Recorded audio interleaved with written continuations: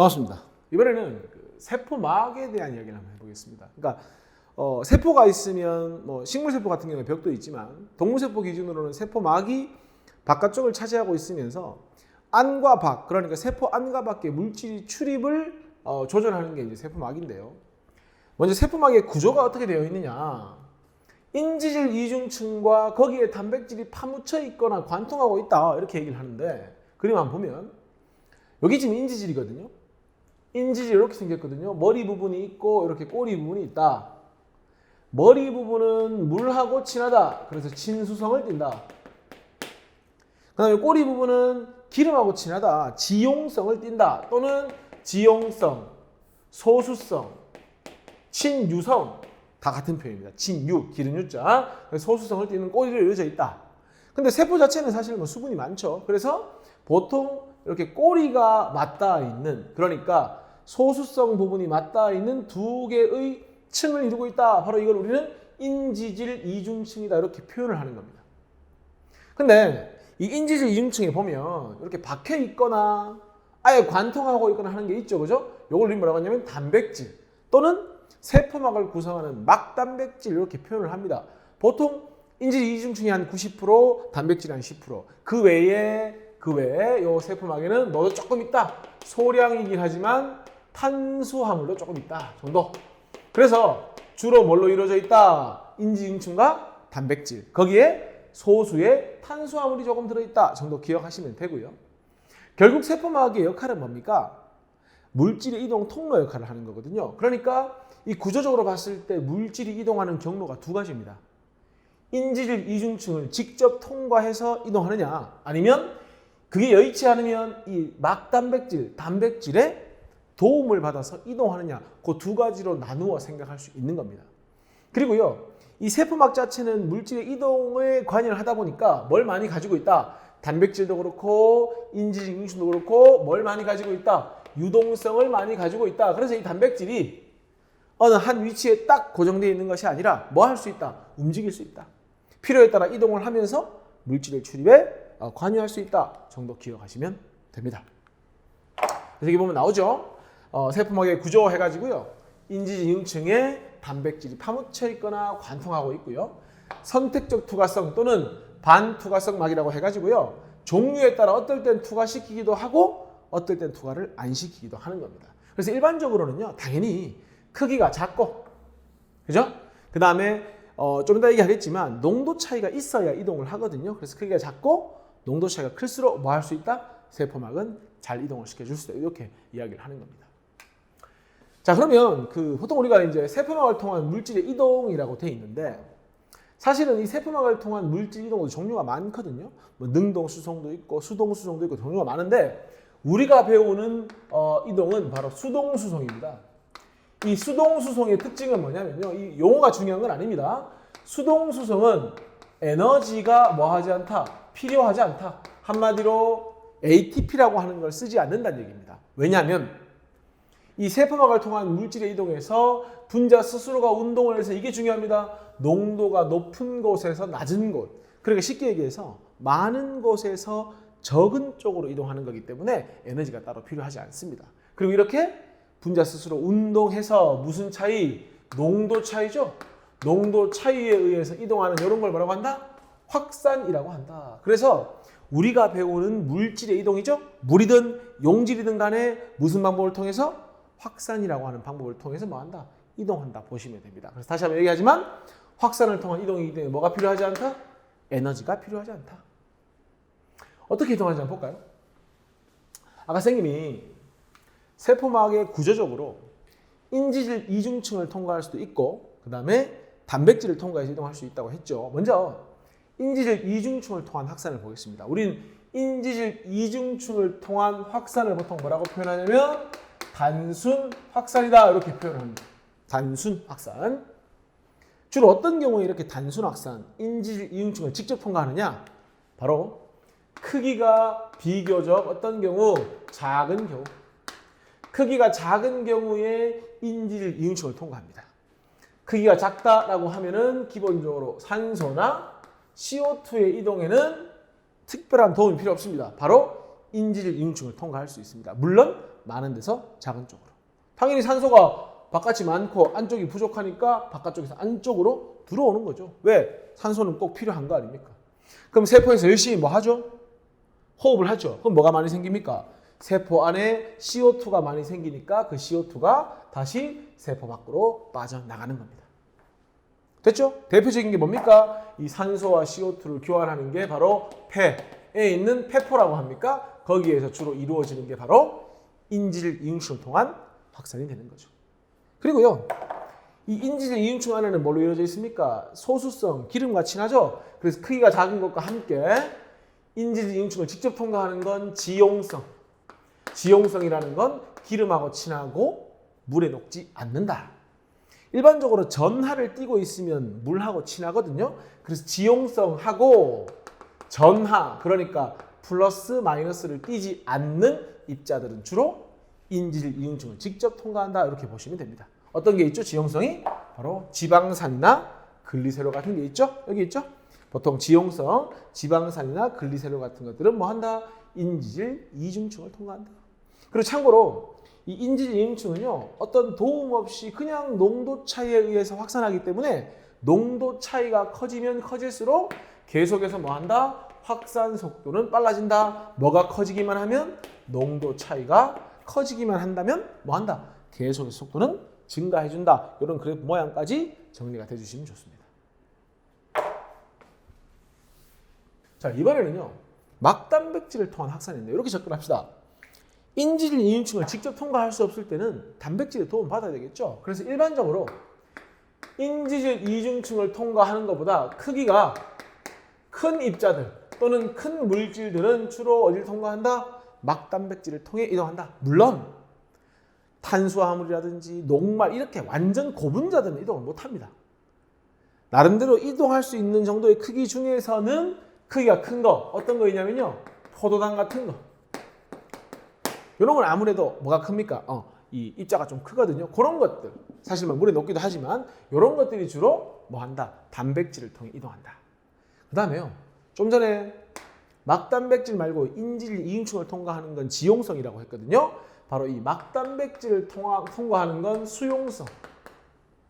그리고 전기적 성질을 띠고 있으면 물하고 친하기 때문에 전하, 그러니까 플러스나 마이너스를 띤 입자들 어떤 게 있습니까? 대표적으로 이온들, 수용성, 그리고 전하를 띤 이온들 같은 경우에는 주로 막단백질을 통해 이동한다.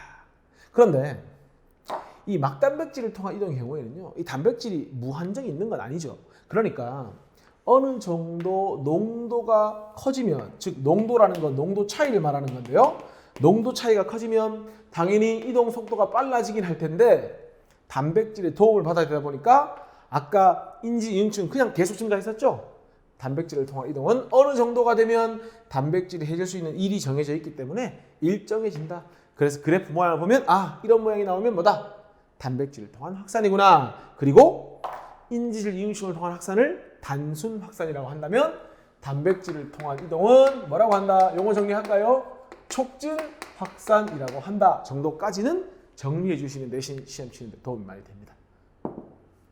됐습니까?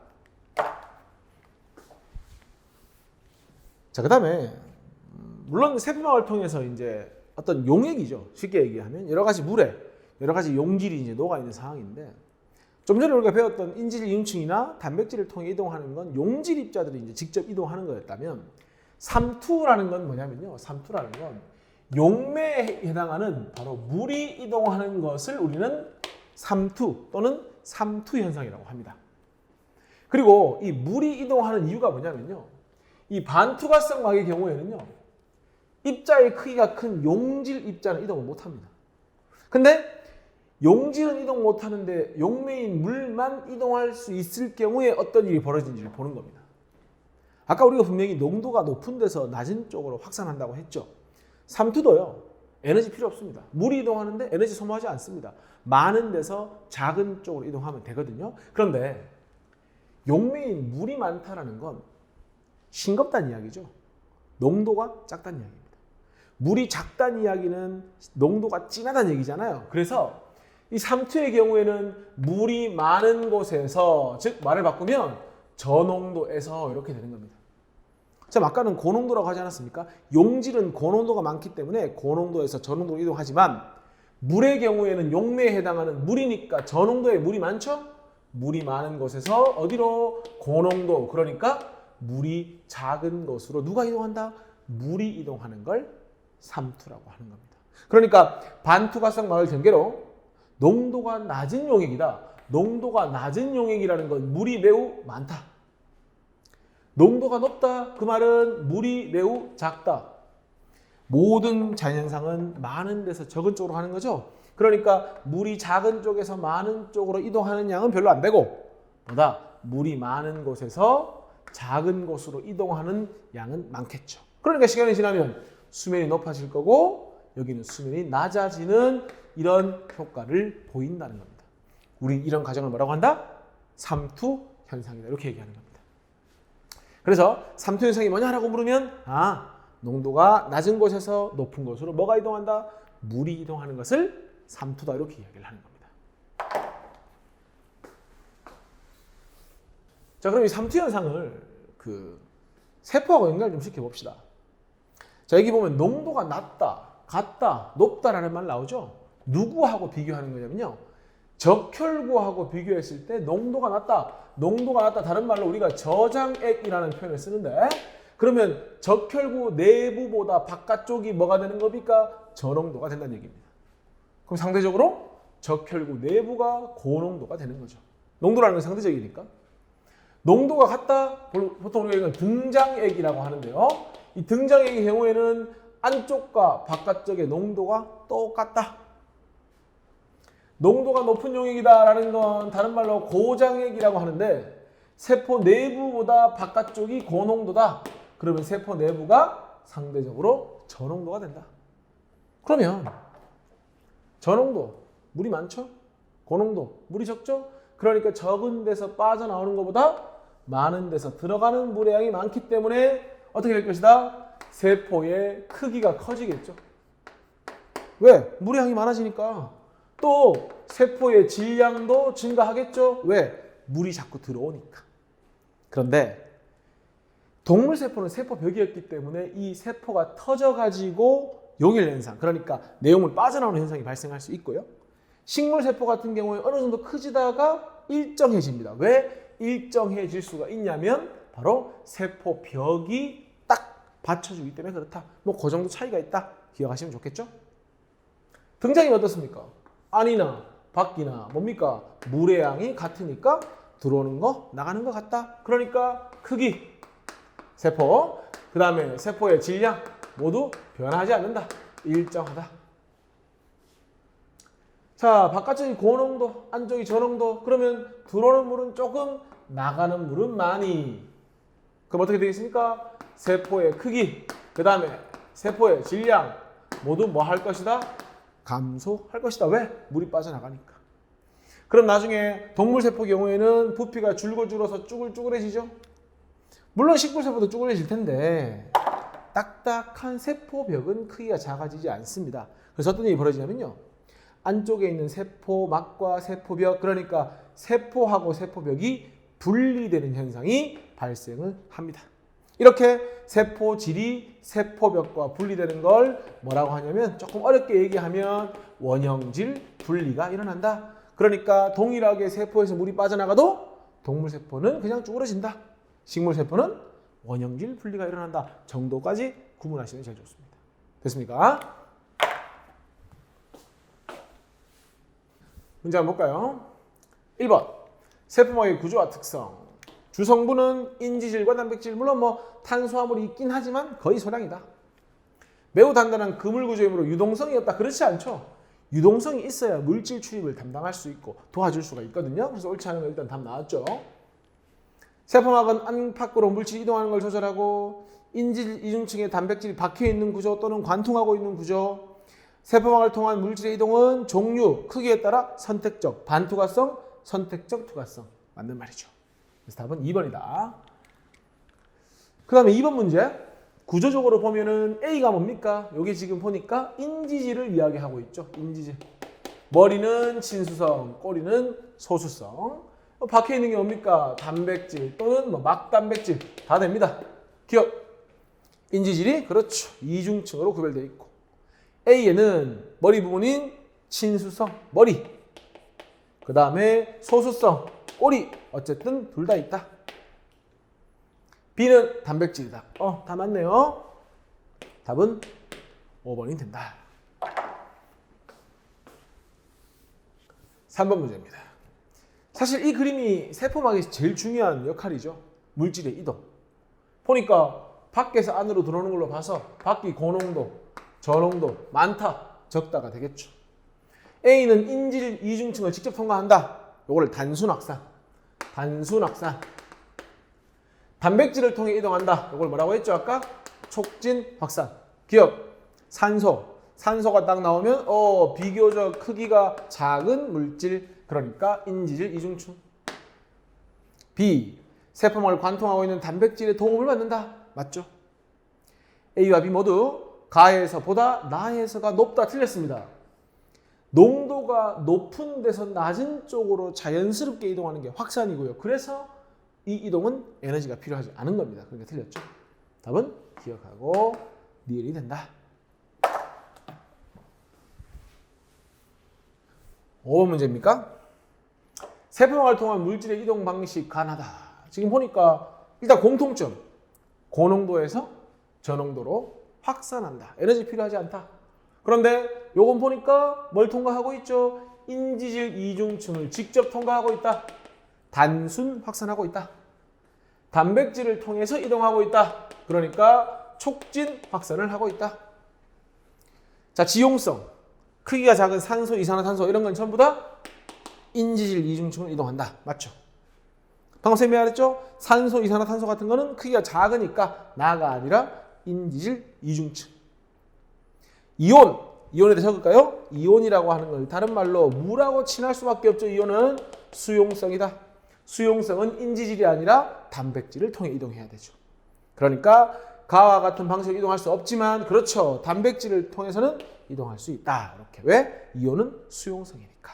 기억은 디귿. 이게 답이 된다. 6번 보겠습니다. 세포막을 통한 물질의 이동이다. 두 가지죠. 단백질을 이용하거나 인질 이중층을 직접 통과하거나. 근데 보니까 가는 단백질을 사용한다고 돼 있고 그럼 나는 뭐겠습니까? 인질 이중층을 통과할 거 아닙니까? 확인해 볼까요? 크기가 작은 이산화탄소가 이동 물질이니까 단백질을 사용하지 않는구나. 그러면 나는 뭐 하는 거죠? 이거는 인지질 이중층을 직접 통과하는구나. 그리고 기억은 막단백질을 사용한다고 했으니까 일단 기본적으로 어떤 물질? 수용성, 물하고 친한 물질. 이온들, 전하를 띤 물질. 그리고 대표적으로 포도당이나 아니면 어떤 것들, 아미노산 같은 것들이 기억에 해당할 수 있는 거죠. 포도당은 기억, 오케이. 니은 사용 안 하면 오케이.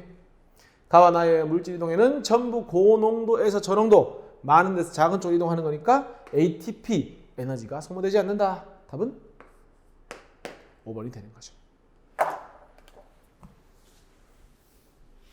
7번 한번 볼까요? A와 B가 세포 안팎의 농도 차에 따라 확산되고 있다. 보니까요. 이게 농도 차이거든요. 농도 차이가 커지면 당연히 속도가 빨라지죠. 근데 어느 정도 빨라지다가 더 이상 빨라지지 않는다는 건 단백질의 도움을 받기 때문입니다. 이 단백질이 막 무한정이 있는 건 아니잖아요. 그래서 단백질의 도움을 받는 뭐를 통한 이동이다? 이거는 단백질을 통한 이동이다. 이걸 우리 뭐라고 한다고 했죠? 촉진 확산이다. 어쨌든 확산이니까 에너지가 필요하진 않다. 농도 차이가 커지니까 계속 속도가 빨라지죠. 이거는 뭐를 통한? 바로 인지질 이중층을 통한 이동이다. 이런 걸 뭐라고 한다고 했죠? 단순 확산이다. 어쨌든 확산이니까 역시나 에너지는 필요하지 않다. 기억, A의 화산이 아니라 확산에는 세포막의 단백질이 이동한다. 이용된다. 맞죠? B는 세포 밖에서 안으로 확산된다. 밖의 농도 빼기 안 농도가 양수죠. 그 말은 이게 고농도, 저농도. 바깥이 많고 안쪽이 작으니까 밖에서 안으로. 폐포에서 산소 또는 뭐죠? 이산화탄소의 이동은 크기가 어떤 물질이죠? 작은 물질. 그러니까 인지질을 통해서 확산해야 되겠죠. 그래서 답은 기억, 니은, 디귿이 되는 겁니다. 8번 한번 볼까요? 삼투에 대한 설명으로 옳지 않은 것은 그랬습니다. 삼투는 뭡니까? 제일 중요한 게 물이 직접 이동하는 거, 용맹이. 그러니까 물이 많은 곳 저농도에서 고농도로 이동을 하는 거죠. 물이 확산한다. 역시나 물이 이동하는 방법은 확산. 그래서 삼투도 에너지를 필요하지 않는다. 삼투가 일어나면 쭈글쭈글해지기도 하고 빵빵해지기도 하고 모양이 달라지죠. 뿌리털에서 물을 흡수하는 대표적인 게 바로 삼투의 예입니다. 콩팥에서 물이 재흡수된다. 우리 몸에서 물이 많이 필요하면 재흡수 많이 하고 적게 필요하면 적게 흡수하죠. 역시나 삼투입니다. 적혈구를요. 증류수에 넣으면 증류수라고 하는 건 용질이 하나도 없는 거죠. 농도가 굉장히 저농도, 물만 있는 거죠.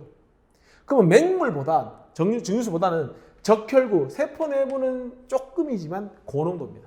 그러니까 물이 어디서 어디로 이동해야 됩니까? 물이 많은 증류수에서 적혈구로 이동을 해야 되는 거죠.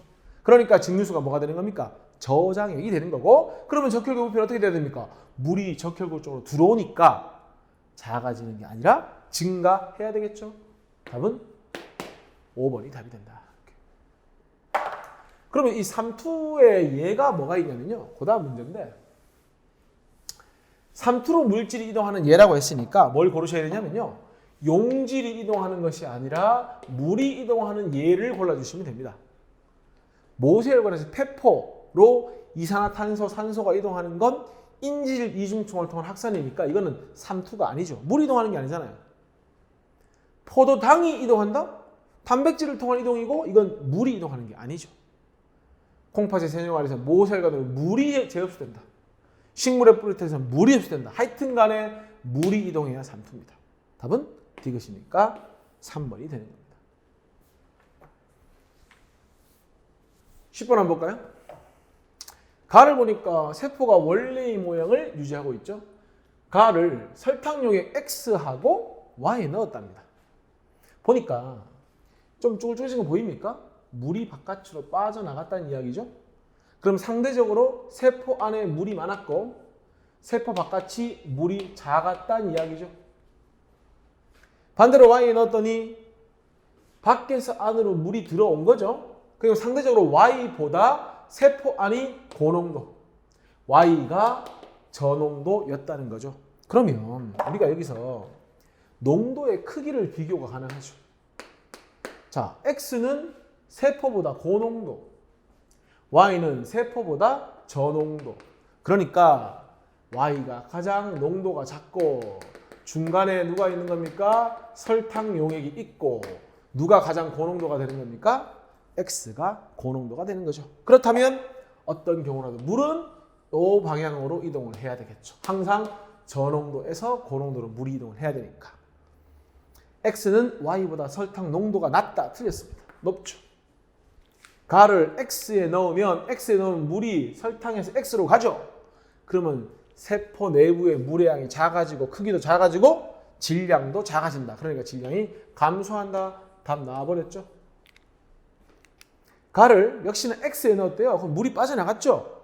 물이 빠져나가면 내부 압력이 감소합니다. 빵빵해져야 미는 힘이 증가할 텐데 쭈글쭈글하니까 미는 힘이 증가할 수가 없죠. 틀렸습니다. 반대로 이제 이런 경우에는 안에서 밖으로 미는 힘이 증가하겠죠. 가를 Y에 넣으면 저농도에 집어넣었죠. 그럼 어떻게 됩니까? 물이 뭐 한다고? 안으로 들어온다고. 그러면 Y에 넣으면 설탕이 아니죠. 고치세요. 설탕은 크기가 커서 이동 못합니다. 물이 세포 안으로 다량 확산된다 해야 되니까 이것도 틀렸네요. 다시 한번 얘기합니다. 삼투라는 것 자체가 뭡니까? 물이 이동하는 겁니다. 설탕은 왜 이동 못합니까? 크기가 크거든요. 5번 가를 Y에 넣으면 저농도에 넣었죠. 저농도면 물이 항상 일로 가야 되는 거 아닙니까? 세포 안에서 밖으로 이동하는 게 아니고 안에서 밖으로 가는 거죠. 틀렸습니다. 됐습니까? 답은 뭡니까? 2번이 답이 된다. 자, 11번 한번 보겠습니다. 11번. 그림 가나다는 사람의 적혈구를 생리식염수하고 0.62%, 1.4% 소금을 넣었답니다. 먼저 가를 보니까 변화가 없대요. 물이 이동 안 한 건 아닌 것 같고 물이 들어오는 것과 나가는 게 동일하다는 거죠. 그 말은 식염수하고 뭐하고 세포에 해당하는 적혈구의 농도가 뭐하다? 일단 동일하다. 근데 용액 A 넣었더니 부풀어 올랐다? 그 말은 나가는 것보다 들어오는 게 더 많다. 그럼 바깥이 물이 더 많았다. 저 농도였다. 그러니까 용액 A의 농도는 누구보다 작다? 적혈구보다 작다. 반대로 용액 B에 넣었더니 물이 많이 빠져나가서 쭈그러 들어온다고 했죠? 그럼 물이 세포 내부가 많고 바깥은 적다. 물 작으면 무슨 농도가 되는 겁니까? 물이 작으니까 고농도가 되는 거죠. 그래서 용액 B의 농도가 진하다. 농도 진하다는 얘기는 물의 양은 작고 용질이 많다 상대적으로. 기억. A는 문제에서 0.62%, 1.4% 그랬으니까 A가 0.62%, B는 1.4%. 그럼 기억 맞네요. 니은 B는 생리식염수보다 용질의 농도가 높다니까요. 물은 작고 용질은 많다니까요. 틀렸어요. 농도가 높은지 낮은지 묻고 있죠. 디귿 나에서 적혈구 모양 변화는 부풀어 오는 걸로 봐서 안에서 나가는 것보다 밖에서 들어오는 게 더 많다. 빠져나가는 물량이 더 많다? 틀렸죠. 들어오는 게 더 많죠. 그래서 답은 뭐가 됩니까? 기억만 정답이 되는 겁니다. 그래서 삼투나 또는 뭐 인지징층, 단백질을 통한 이동 이런 거를 잘 정리하셔가지고 실수만 좀 안 할 수 있게 준비하시면 됩니다. 수고하셨습니다.